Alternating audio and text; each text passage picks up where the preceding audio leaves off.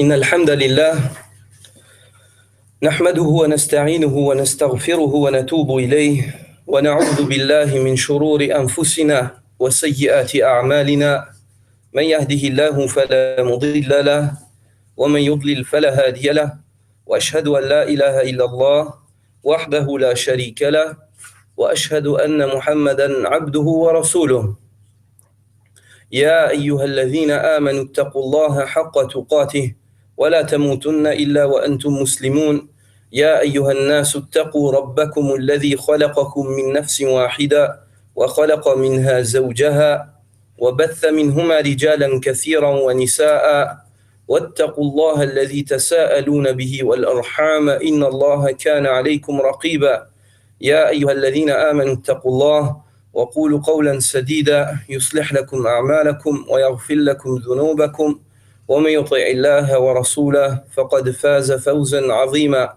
أما بعد. Le cours d'aujourd'hui se porte sur la deuxième règle et le cheikh rahimahullah dit Al-Qa'idatu Thaniya, la deuxième règle. Asma'ullahi ta'ala a'lamun wa awsaf.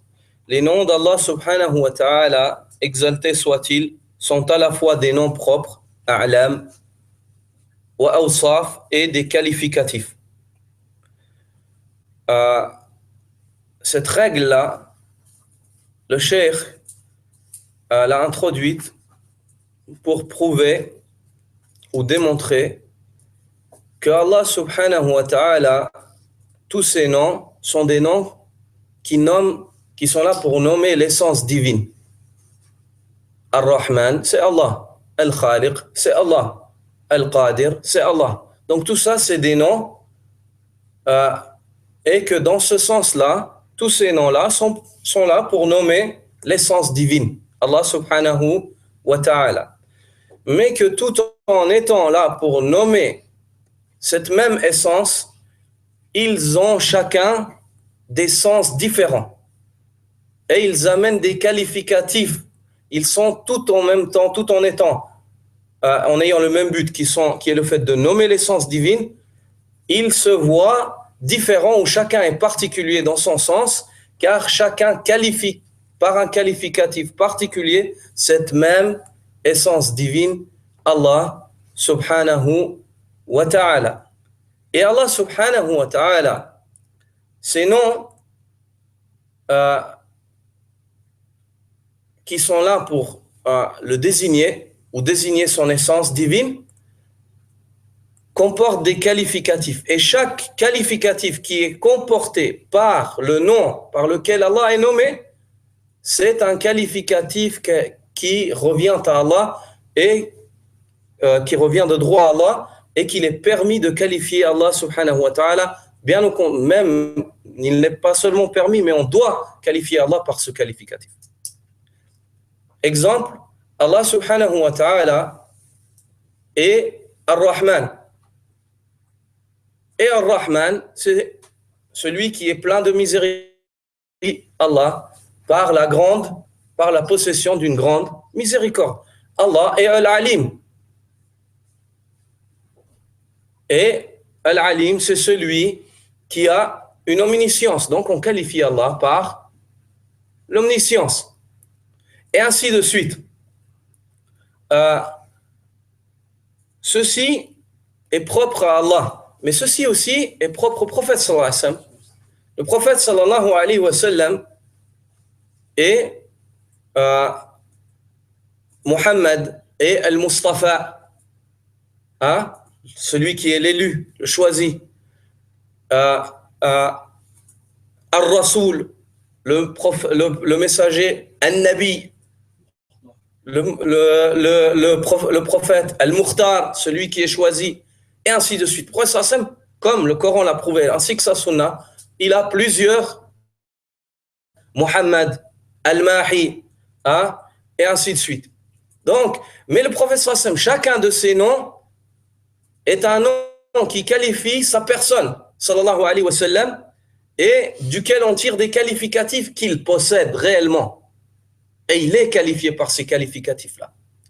Autre exemple, le livre d'Allah subhanahu wa ta'ala, Al-Qur'an, Al-Furqan, hein, Al-Kitab, Al-Bayyina, et ainsi de suite, tous les noms qu'on retrouve dans le livre d'Allah, de son livre. Et chacun de ces noms-là est un nom qui désigne le livre, Al-Qur'an. Hein? Mais chacun de ces noms-là comporte un qualificatif que porte le Coran réellement. Ce n'est pas juste un nom comme ça, vide de sens. Est-ce que c'est clair? Chose qui n'est pas forcément, ou même très rarement, réelle chez les gens. Les gens, leurs noms sont des noms propres, qui n'ont pas forcément du tout de sens. Ou les gens ne portent pas forcément du tout le sens de leur nom. Il se peut qu'un homme s'appelle Salih et qu'il soit Talih. Il s'appelle Salih, vertueux, et puis qu'en fait, il est loin d'être vertueux, il est même peut-être pervers. Et ainsi de suite. Il se peut qu'un homme s'appelle, ou que tu nommes un homme, tu appelles un homme, tu dis « Oh, serviteur d'Allah », alors qu'il n'est pas musulman ou qu'il n'est pas croyant. Tu l'appelles « Ya Abdallah », « Ô serviteur d'Allah ». Et ici, tu l'appelles Abdallah, même si lui, dans le sens, il n'adore pas Allah à la base.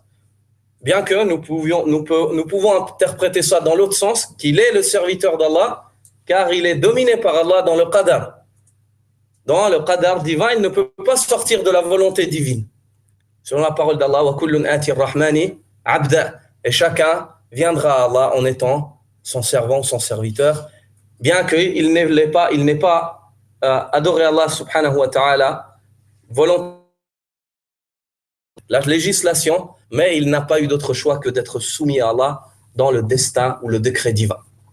Donc ici, on voit que cette règle-là, par cette règle-là, le cheikh veut prouver que Allah possède des noms et que ces noms-là sont là pour nommer l'essence divine. Donc, dans le sens, si on regarde qui est-ce qui est nommé, ce sont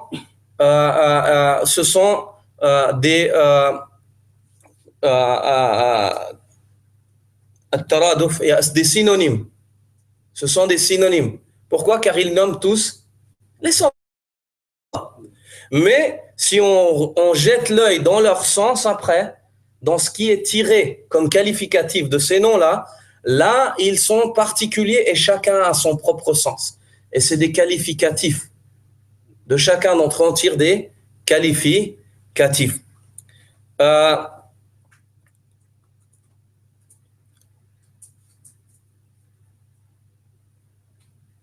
Et on a dit que, en général, les êtres humains, c'est très rare que leur nom, le nom qui leur est donné, ils le portent ou bien, et on voit la signification de ce nom en eux. Bien au contraire, souvent, ce n'est pas le cas. Même s'il se peut que chez les hommes aussi, le nom afflue sur la personne qui le porte.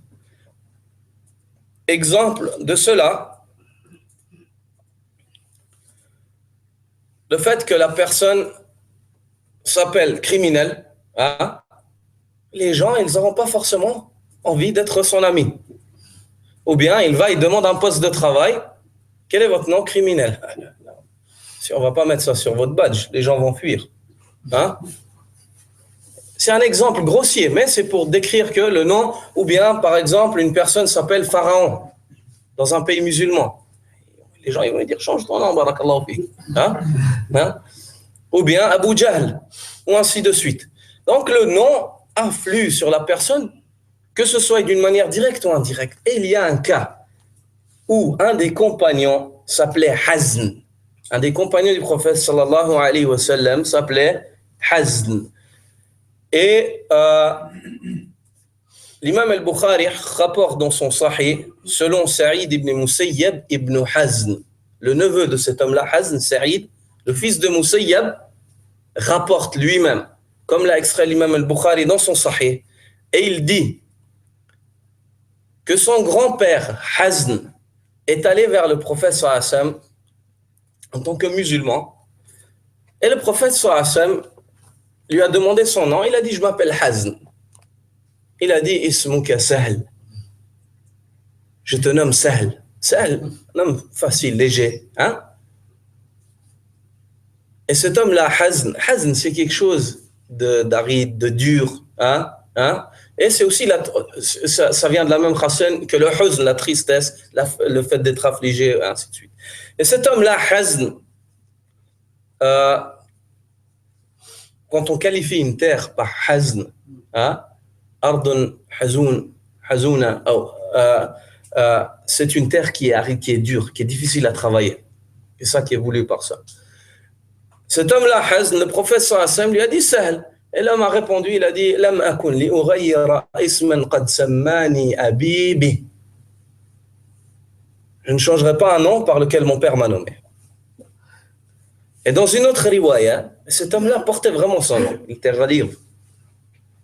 Dans une autre riwaya, رضي الله تعالى عنه صحابي جليل كان في هذا أخطأ في هذا الموقف. Non. Dans une autre riwaya, il dit et les compagnons sont meilleurs que nous. Le dernier des compagnons est meilleur que le meilleur d'entre nous. Ça, c'est notre aqidah. Et pas que les gens prennent et disent ouais, cet homme-là, il parle sur les compagnons. Ensuite, qu'Allah nous préserve de cela. Et ici, nous décrivons l'homme par ce dont il a été décrit, par son entourage. Et en ce cas-là, et les compagnons ne sont pas infaillibles, hein, mais les meilleurs d'entre eux sont des exemples et des imams pour la Ummah. Et si un homme veut dire que les compagnons ne sont pas infaillibles, ça veut dire qu'il faut prendre la science de lui et délaisser la parole du sahabi, c'est un dal modèle, c'est un égareur égaré. La parole des compagnons prime, la compréhension des compagnons prime sur la compréhension de tout un chacun, sauf celle du messager. Il est important de noter cela au passage. Donc ici, cet homme-là, Hazn, dans une autre riwaya, a dit Inna as-sahla yumtahanu wa yudaa. C'est lui qui est facile et qui est léger. Il est toujours éprouvé par les gens et il est toujours perdu, il est toujours à la perte. Subhanallah, et il n'a pas accepté le changement du. Regardez ce qu'il dit, son neveu, le fils de son fils, il dit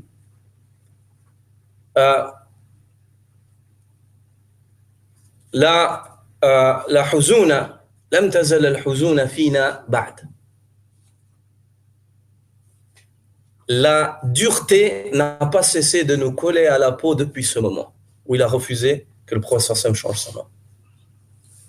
Il a refusé la baraka du changement du nom que le prophète sallam lui a proposé pour une raison valable. Hein? Il a refusé et ça a augmenté encore, en fait, la dureté.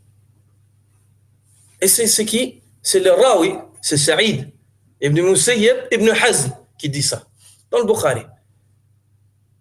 C'est-à-dire, regardez que des fois, le nom, il peut affecter la personne. C'est pour ça qu'il nous a été demandé, le prophète sallam demande aux Sahaba, ainsi qu'à sa communauté, de nommer les enfants par les noms des prophètes. Il recommandait cela aux compagnons, sallallahu alayhi wa sallam. Et là, en général, quand les compagnons venaient à lui avec un enfant, il le nommait ou par le nom des prophètes ou par Abdullah ou Abdurrahman. Et c'est pour ça que sallallahu alayhi wa sallam dit que les meilleurs noms sont le fait de nommer l'enfant Abdullah auprès d'Allah. Les plus aimés, c'est le fait de le nommer Abdullah ou Abdurrahman. Regardez les enfants des Sahaba. La plupart, c'est ou Abdullah ou Abdurrahman. Hein? Si on te demande pour un des compagnons, tu dis c'est quoi le nom de son fils, tu dis ou Abdullah ou Abdurrahman, Allahu alam, ça c'est ce qui à 80% c'est probable, si tu sais pas. T'auras pas eu tort. Parce que ça affecte. Quand l'homme il dit je suis le Abdallah, je suis le Abdurrahman, hein? Et tu lui enseignes ce que ça veut dire, ça peut jouer un rôle, sur sa personnalité. Si tu travailles autour de cela, bien entendu. Donc, ça, c'est les cas où le nom, il affecte sur la personne. Ça peut arriver, hein, ça arrive. D'autres cas, le nom, la personne peut affecter sur le nom. La personne peut affecter sur le nom. Exemple, le nom Oussama, hein, le compagnon Oussama ibn Zayd, hein, le noble compagnon. Mais si tu vis en Europe et tu t'appelles Oussama, ils vont pas penser à Oussama ibn Zayd, ils vont penser à Oussama bin Laden, hein, tout de suite. Hein. Donc ça peut affecter ta vie. Hein. Pourquoi? Car cette personne-là, avec ce qu'elle a commis, ce qu'elle a eu comme prétention, et la personnalité, Allahu alam, est-ce que c'était une personne qui était une personne engagée elle-même? Allahu alam, ou est-ce qu'elle est décédée ou pas? On rentre pas là-dedans et ça nous intéresse pas au final. Mais on voit que la personne, le comportement de cette personne-là, ou les choses qu'elle a prétendues, ou les choses qu'on a montrées d'elle, ça a affecté sur le nom. Ça a affecté sur le nom. Comme Moussaïlama, c'était un nom chez les Arabes. Mais quand est sorti cet homme-là, Moussaïlamatul Kadhab, qui a prétendu être prophète, et il a dit, je suis le Rahman d'Al-Yamama. Je suis le miséricordieux d'Al-Yamama. Allah subhanahu wa ta'ala, parce que cet homme-là a disputé un des noms d'Allah, a prétendu ce qu'il a prétendu, mais a fait que celui-là, parmi d'autres personnes qui ont prétendu à la prophétie, mais lui, il a encore rajouté, il a dit, c'est moi le Rahman d'Al-Yamama.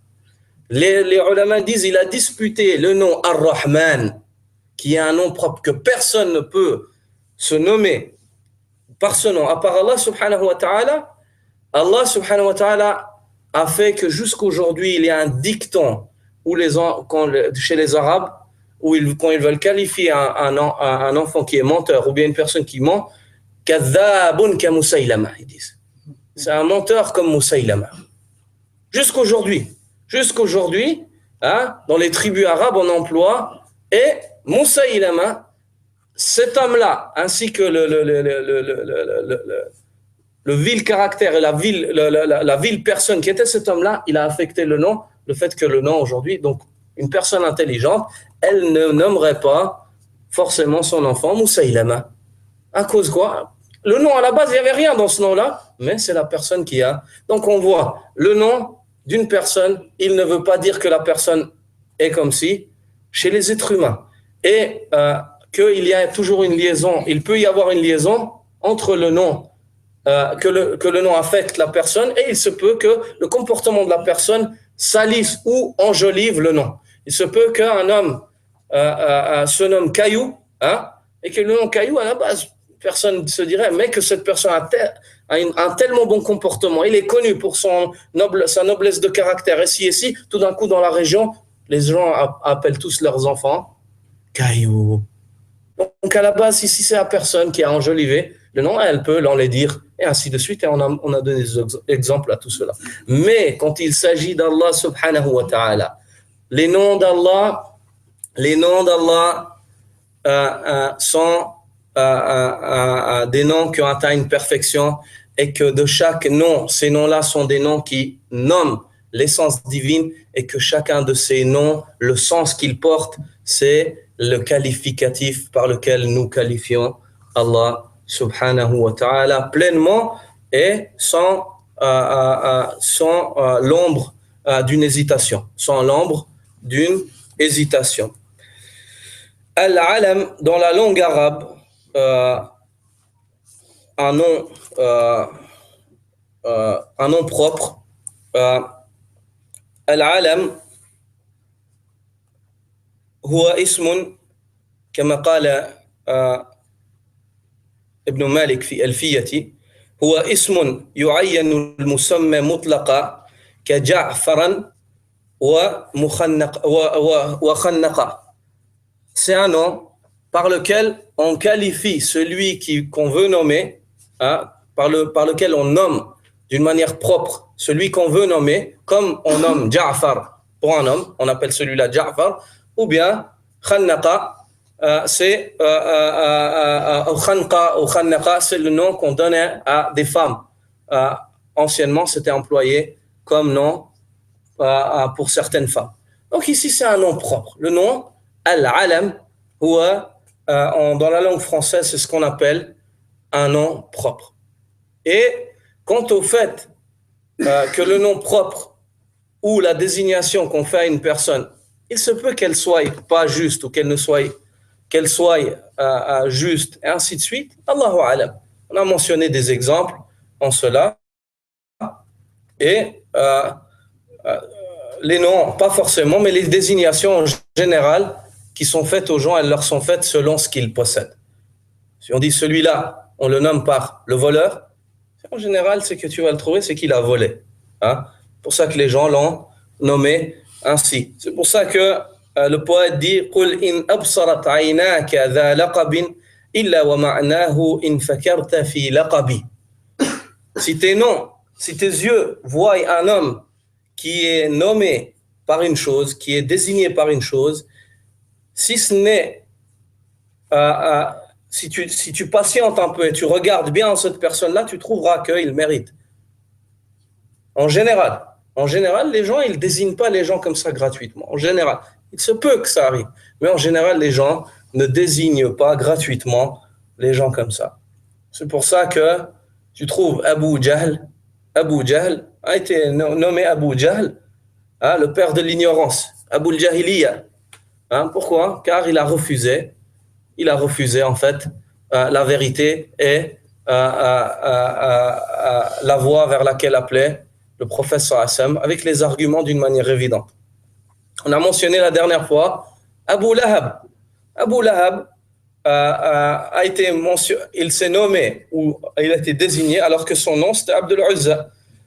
Il a été mentionné, désigné Abu Lahab par la suite car il aimait beaucoup s'embellir et briller, scintiller et ainsi de suite. Et c'était un homme qui était connu pour son apparence ou le soin de son apparence.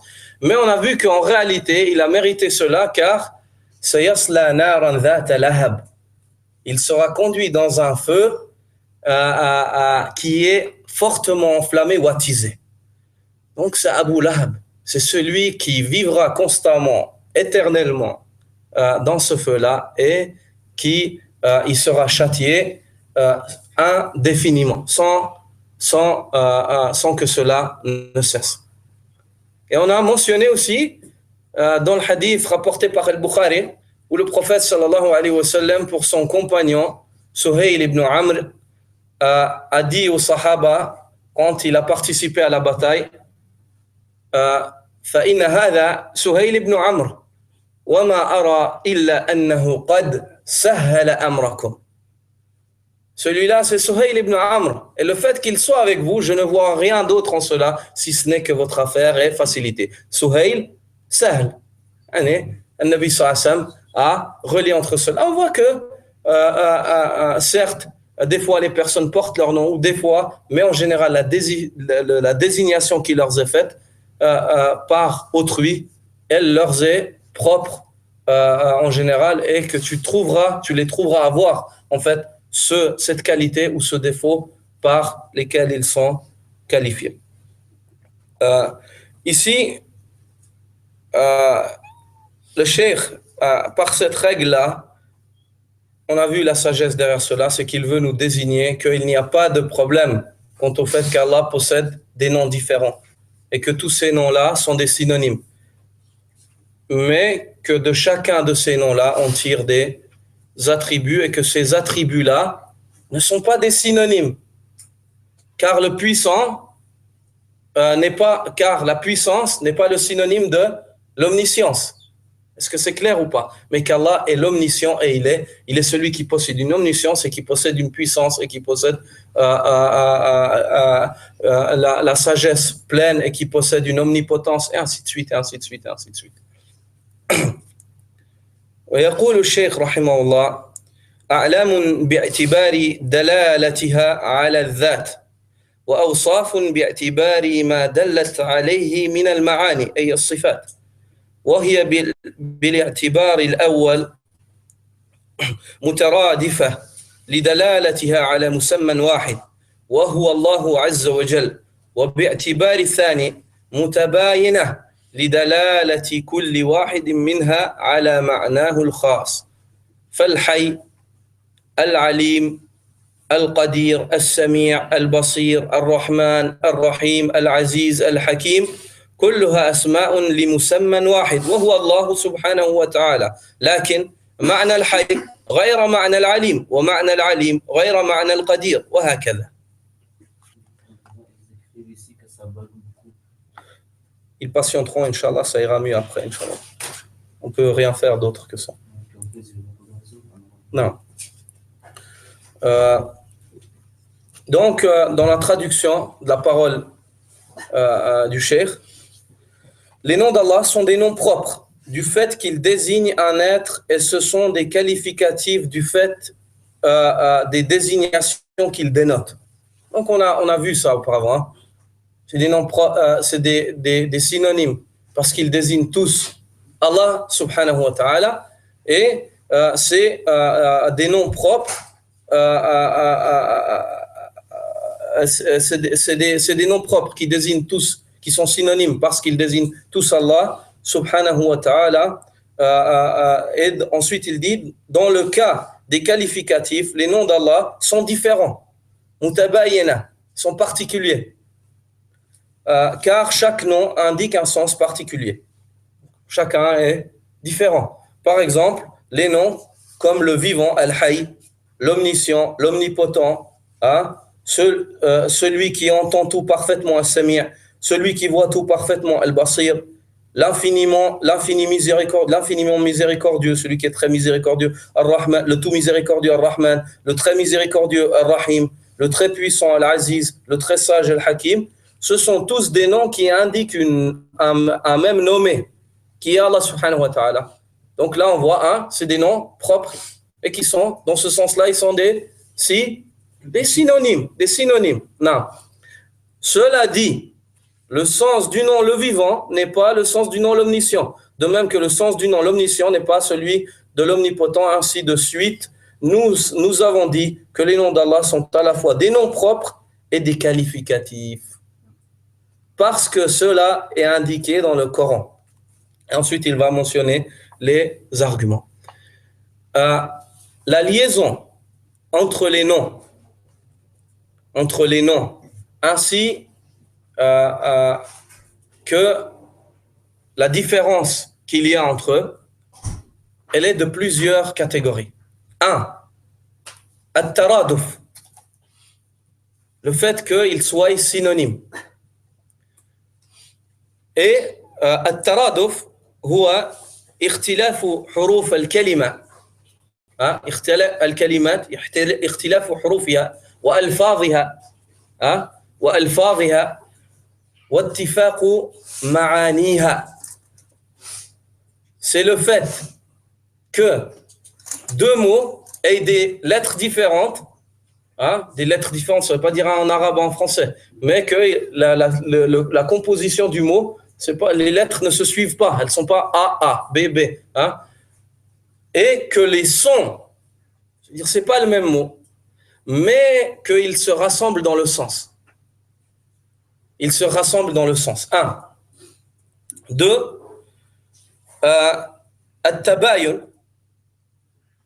la particularité, le fait que chacun soit différent, la différence. At-tabayun huwa ikhtilafu hurufiha wa alfadhiha wa ma'aniha. C'est le fait qu'ils soient différents dans leurs lettres, dans les sons et dans les sens, totalement. C'est l'opposé. Ensuite, on a ce qu'on appelle al-ishtirak. Al-ishtirak, c'est le fait que deux noms ou trois noms, c'est le fait que un nom soit employé pour dire plusieurs choses. Est-ce que vous comprenez la différence entre le synonyme et le fait qu'un nom soit employé pour dire plusieurs choses? Le synonyme, c'est plusieurs noms qui sont employés pour dire une seule chose. Et ici, c'est un nom qui est employé pour dire plusieurs choses. L'exemple de cela dans la langue arabe, c'est al-ayn. Al-ayn, l'œil. Al-ayn, c'est de un, la chose avec laquelle on voit. De deux, c'est la source. Aynun jariya, l'eau coulante. De trois, al-jassous, l'espion. On l'appelle dans la langue arabe ayn. Al-ayn. Et ainsi de suite. On voit un seul mot, yusta'amalu li'iddat ma'ani wa yusamma dhalika al-ishtirak. Al-ishtirak. Et la quatrième chose, c'est at-tawatu'. C'est le fait que hein, deux noms entre l'un dans l'autre ou se pénètrent, se complémentent, barakallahu fik, se complémentent, et la réalité de cela, at-tawatu', mathalan, c'est qu'ils soient différents, c'est que les noms soient différents, totalement différents, et même dans leur sens différent, mais qu'un sens global les rassemble. Exemple de cela. Là, Muhammad, Zayd, Amr, Fatima, min al-nas. Non. Fahimtum? Muhammad, Zayd, Fatima, tout ça, ils font partie des êtres humains. Hein? Et si c'est des noms totalement différents, qui est à la base, mais il y a un point, une chose qui les rassemble tous, dans lequel ils se retrouvent tous, par exemple. Vous avez compris? Ouais, c'est pas juste de dire qu'ils sont complémentaires. Non, ils ne se complémentent pas. C'est faux. Ça veut dire qu'ils se retrouvent. Ils se retrouvent. Ils se pénètrent sur un seul sens. En fait, ils rentrent tous. En fait, ils rentrent l'un dans l'autre dans un sens. Ils se rejoignent. Sur la même source. Sur la même source. Même la même source, on peut comprendre. Ça peut être le côté linguistique. Mais si c'est pas voulu, le côté linguistique, c'est qu'à la base, ils se retrouvent tous sur un point. Il y a un point qui fait qu'ils se retrouvent tous sur ce point-là.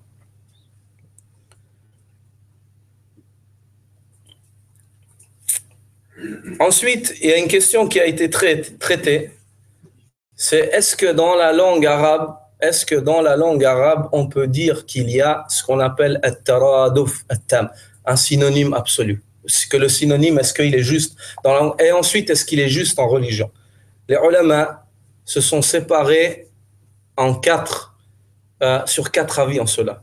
Les premiers, ce sont ceux qui disent qu'il n'y a pas de synonyme dans la langue, ni dans la religion. Ça n'existe pas. Deux, ce sont ceux qui ont dit qu'il n'y a pas de synonyme dans la religion, mais qu'il y en a dans la langue.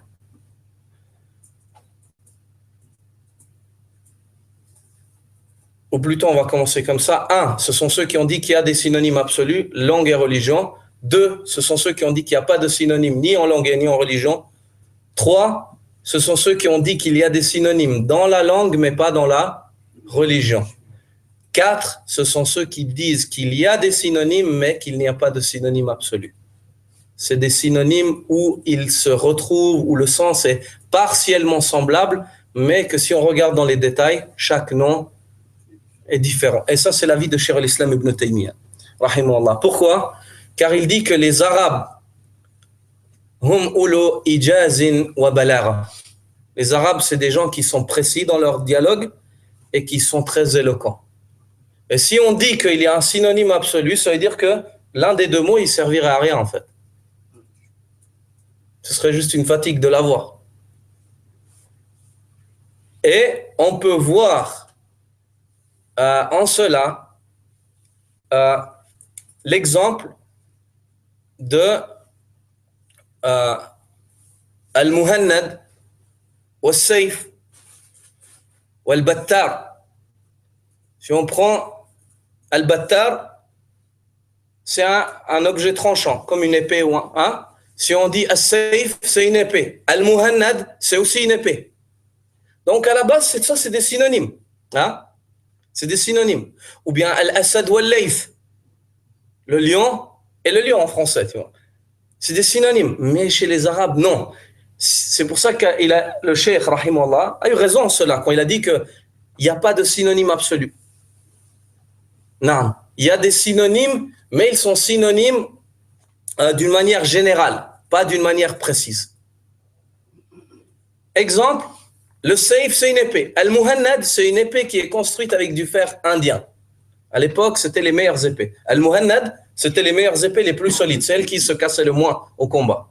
Parce que c'était du fer indien, elle a été appelée Han. Muhannad, alladhi ju'ila suni'a, yani bil hadid, min al-hadid al-hindi. Elle a été construite, c'est pour ça que Hannad, on se trouve al-muhannad, c'est cette épée-là. Et ainsi de suite. Ils se rassemblent sur quoi? Sur le fait que chacun des trois est tranchant et qu'on peut l'employer pour trancher ou couper. Hein? Mais si on regarde, chacun d'entre eux a un sens. Par exemple, donc, je ne sais pas si vous comprenez. Il n'y a pas un synonyme absolu. Il n'y a pas un synonyme absolu. Le synonyme sont dans la langue arabe généraux. Car si on reprend chacun des noms qui a été employé pour désigner cette même chose-là, si on regarde dans les détails, chacun, en fait, il a des spécificités qui lui sont propres et par lesquelles il vient apporter des informations supplémentaires. Ça veut dire que si tu dis ala al-umum, naam, c'est des synonymes. Tu peux employer le safe pour dire le muhannad et ainsi de suite. Mais si tu veux être précis, tu veux décrire cette épée-là, tu dis la meilleure des épées, c'est le muhannad. C'est l'épée qui est construite avec du fer indien, ainsi de suite. Est-ce que c'est clair? Ça démontre la précision de cette langue-là, la précision de la langue arabe. Et qu'aucune langue ne peut l'égaler. Aucune langue ne peut l'égaler en cela. Ensuite, le cheikh, rahimahullah, vient avec des exemples, des arguments à cela, quant au fait qu'Allah subhanahu wa ta'ala, il y a plusieurs noms qui le nomment, et que ces noms-là, dans l'angle de vue où ils nomment l'essence divine, ils sont tous synonymes, mais que chacun de ces noms-là possède un sens particulier qui vient avec un qualificatif par lequel Allah est qualifié, et que chacun de ces qualificatifs est différent de l'autre.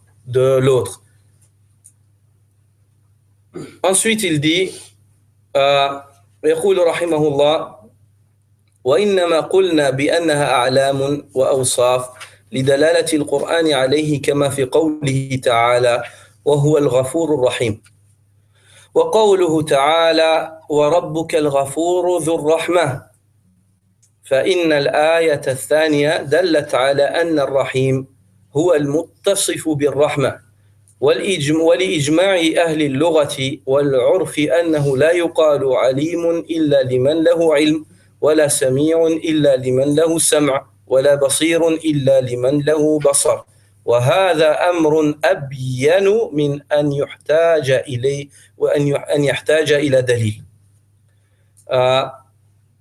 Puis il dit, rahimahullah, nous avons dit que les noms d'Allah, exaltés soient-ils, sont à la fois des noms propres et des qualificatifs, car cela est indiqué dans le Coran. L'exemple à cela, la parole d'Allah exalté soit-il, wa huwa al-ghafuru ar-rahim, il est l'indulgent, le pardonneur et le très miséricordieux. Ou bien sa parole, wa rabbuka al-ghafuru dhur-rahma, et ton Seigneur est le pardonneur qui possède la miséricorde, le possesseur de la miséricorde. Et ici, le cheikh, dans l'explication qu'il donne lui-même, rahimahullah, l'auteur du livre, dit, et nous avons omis de mentionner un argument qu'il aurait été nécessaire de mentionner. Et elle est sa parole, wa inna rabbaka ladhu maghfira. Et ton Seigneur est le possesseur d'un pardon. D'un pardon. Donc, rajoutez-la cela. Elle est dans deux ou trois places dans le Coran, mais ici, vous pouvez noter Surat Fussilat, verset 43. ما يقال لك إلا ما قد قيل للرسل ما هي من قبلك وإن ربك لذو مغفرة وذو عقاب أليم. نعم. Verset 43, Surat Fussilat. Et ton Seigneur est le possesseur de celui qui possède une miséricorde, un pardon, excusez-moi. Celui qui possède un pardon. Pourquoi est-ce qu'il est important de rajouter ce verset-là? Parce qu'ici, le cheikh a mentionné deux noms. Wa huwa al-Ghafur ar-Rahim. Et il est lui, le Ghafur et le Rahim. Ça, c'est un argument que les noms d'Allah sont des noms propres qui sont synonymes. Ils indiquent tous l'essence divine. Ils sont là pour nommer l'essence divine. Ensuite, il dit Wa rabbuka al-Ghafur dhur-Rahma. Et ton Seigneur est le pardonneur. Ça veut dire c'est le même. Al-Ghafur ar-Rahim, Allah. Dhu ar-Rahma, le pardonneur, celui qui possède une miséricorde. Donc ici, nous faut encore une chose où Allah mentionne qu'il est celui qui possède un pardon aussi. Parce qu'on a vu le nom, le pardonneur. Donc on prend cet argument-là, Dhu Rahma wa inna rabbaka, et ton Seigneur est certes dhu maghfira, est certes celui qui possède un pardon. Est-ce que vous avez compris? Est-ce que vous avez compris ça? Non. Vous l'avez rajouté et le cheikh lui-même dit kana yanbaghi lana an nadhkura. Il aurait fallu que nous mentionnions cet argument au sein du livre. Verset 43, Surat Fussilat. 43. Non. Ensuite, le cheikh dit, dans la traduction en fait, qu'ils ont fait de sa parole, le deuxième verset indique que le très miséricordieux est celui qui est caractérisé par la miséricorde. Selon le consensus des savants en matière de langue et de règles d'usage d'arabe, arabe ou non, bi-ijma'i ahli al-lugha. Ici, je ne sais pas pourquoi il met le traducteur a mis arabe. Le cheikh ne mentionne pas arabe. Bi-ijma'i ahli al-lugha. Les gens de la langue, tous les linguistes, les savants de la langue, qu'ils soient arabes ou pas, dans toutes les langues, cette règle-là, elle vaut dans toutes les langues. Tu n'appelles pas une personne, tu ne dis pas, tu ne nommes pas une personne par la miséricorde si elle n'a pas de miséricorde. Tu ne dis pas celui-là est miséricordieux s'il n'est pas miséricordieux. Tu ne dis pas d'une personne qu'elle est grande si elle n'est pas grande. Est-ce que c'est clair ou pas? Dans toutes les langues, chinois, albanais, tout ce que tu veux, arabe. C'est pour ça que le cheikh ammam qala li ijma'i ahli al-lugha et bifait ici des règles d'usage de la langue arabe. Les savants en matière de langue des règles d'usage de la langue arabe, سواء كان عرف العرب عند العرب وأهل ça c'est pas utile en fait de mentionner ça et de restreindre cela, les règles d'usage des savants de la langue arabe, dans toutes les langues. L'aveugle, tu ne l'appelles pas, hein, tu ne l'appelles pas voyant. Même si les Arabes l'ont fait, et c'est ce qu'on appelle, c'est dans le sens. Pourquoi? Pour dire que l'aveugle voit par son cœur. Hein? Une métaphore, dans le sens métaphorique. Mais dans le sens réel, on n'appelle pas un infirme saint. Hein? On n'appelle pas un malade saint, ou on n'appelle pas un faible fort, ou un fort faible, et ainsi de suite. Est-ce que vous avez compris?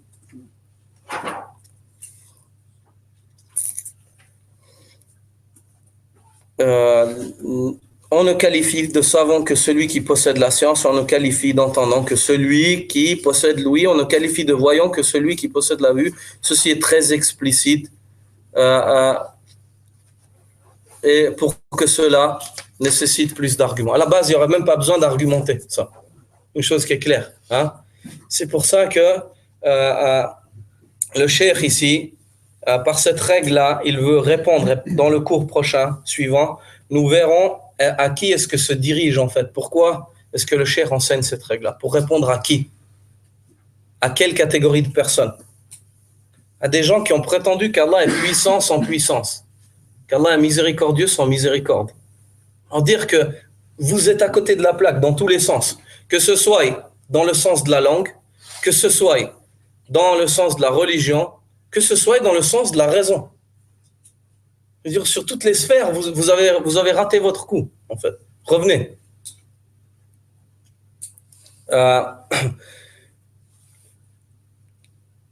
Et ces gens-là, on verra par la suite, prétendent que si on dit que Allah, il est le miséricordieux et et que le miséricordieux, ça implique que Allah subhanahu wa ta'ala est l'attribut de la miséricorde.